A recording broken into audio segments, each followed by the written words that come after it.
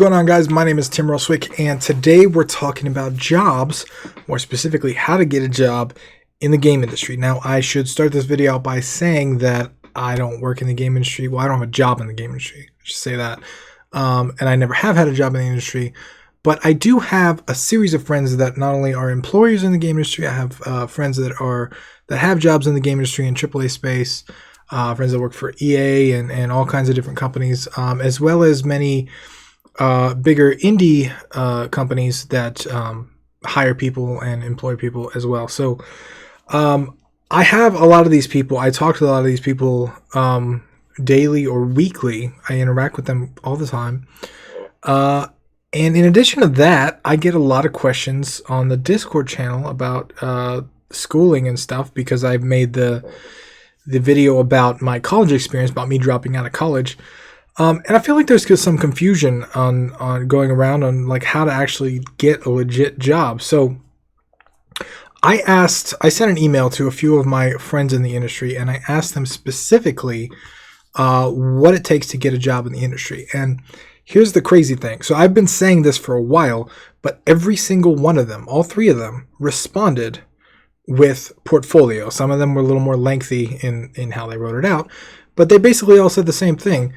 We look at portfolios. We look at what they've done.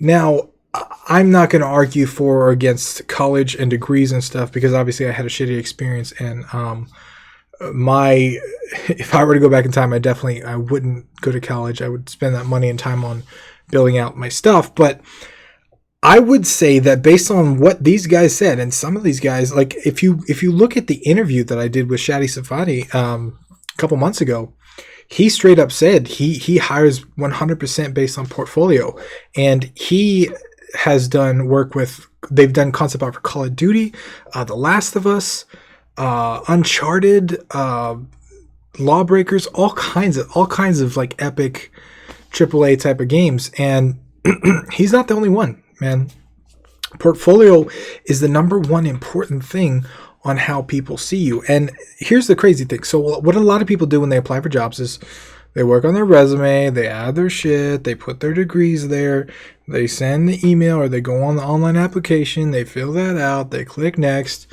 and then they just forget about it, right? Or they hope, they cross their fingers that they get a job. Here's why that doesn't work. Because one, when you do that, you're just like everybody else.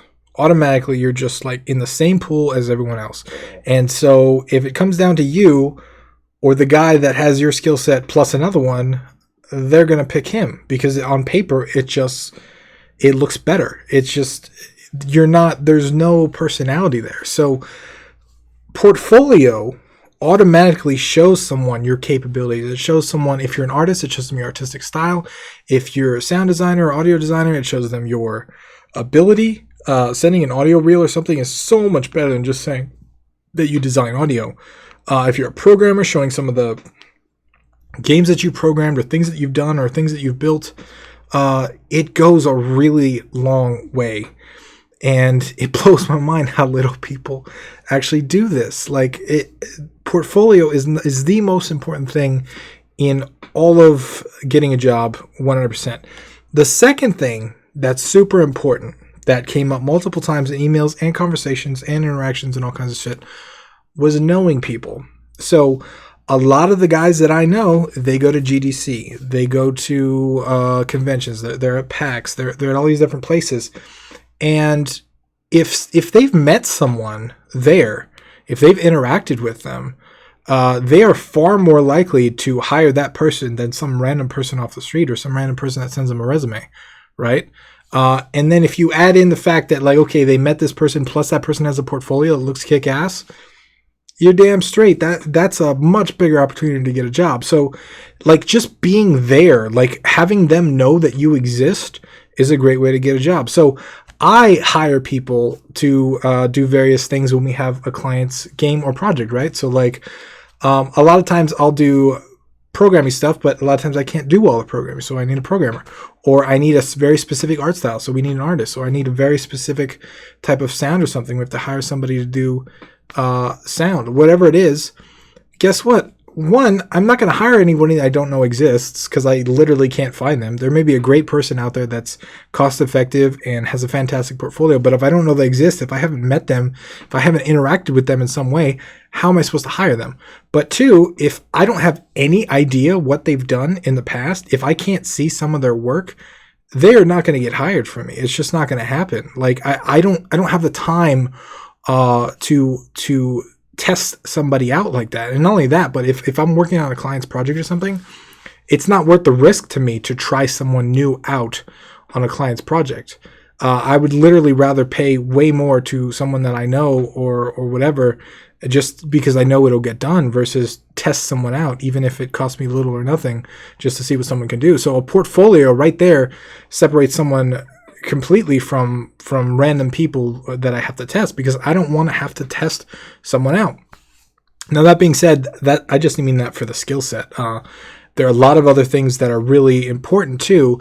The communication, the eye contact, the body language, all that stuff when you meet someone is really important, because guess what? Number 3, the third thing that you need to know to actually like get jobs in the industry is you have to be likable. And I know this kind of sounds stupid. This sounds like it's something, one, that's common sense, but two, it's like one of those cliche things that you read on some BuzzFeed article or something. But it's really, really, really important, because people hire people that they like. And I've seen this over and over again. I've done this. Someone that is maybe not as qualified as the next guy, but I really like them and we get along really well, I tend to hire that person over even someone that's more qualified. And not only that, but the way that they interact with me, the response time on emails, the response time on text messages, on whatever, the way that they handle situations. When I'm interviewing in a process in a interview, for example, like on Skype or something, I'll ask questions that will give me an understanding of their problem-solving ability.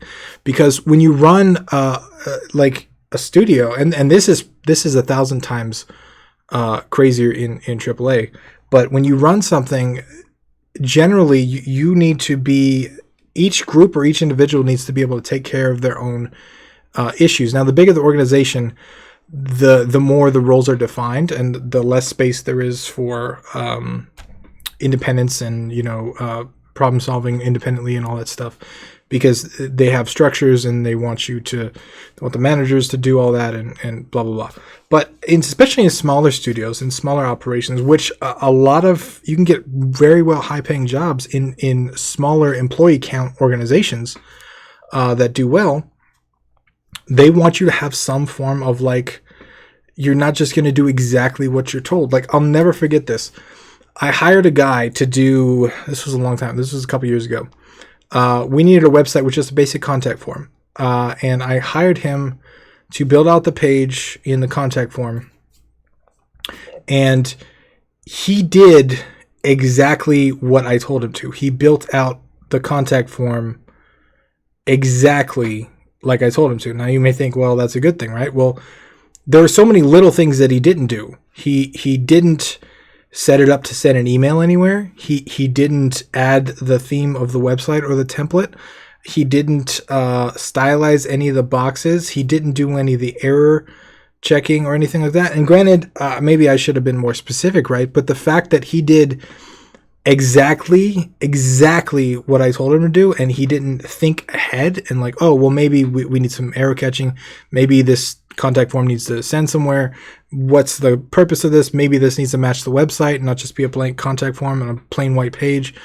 The fact that he showed no initiative like that was like, that sucked. Like, now granted, again, it was my fault because I should have detailed all that. But if I need people around me that are gonna find those things and ask me questions that maybe I forget sometimes, right? Like, I can't be the bottleneck for the whole corporation, because that's just going to take too much time. So that kind of stuff appears a lot in especially indie studios and stuff. You need someone that's going to like think ahead and do that stuff. AAA stuff is maybe less think for yourself. I don't have any experience there, so I can't really talk directly there. Maybe we'll do an interview with one of these guys one day to kind of really go over how to get a job in the game industry. But those are 3 things that I wanted to point out just from the people that I know, the people I've talked to, the emails that I sent out to various people that have jobs in the AAA industry or that hire for jobs in the AAA industry, in the game industry in general. I want to share that with you guys. Like I said, I don't have a job in AAA or in the game industry. I do development for hire for brands, but I thought it would be really interesting because this has come up a couple times, and I wanted to kind of have a video to send people to when they ask a question. So that's it for today. If you got any questions on this or any comments you'd like me to see, please leave a comment below. I read every single comment. I do my best to respond to them all, but it's getting kind of crazy lately. So I'm appreciative of your comments. Thank you all for watching. And once again, I'm Tim Ruswick. I will see you tomorrow.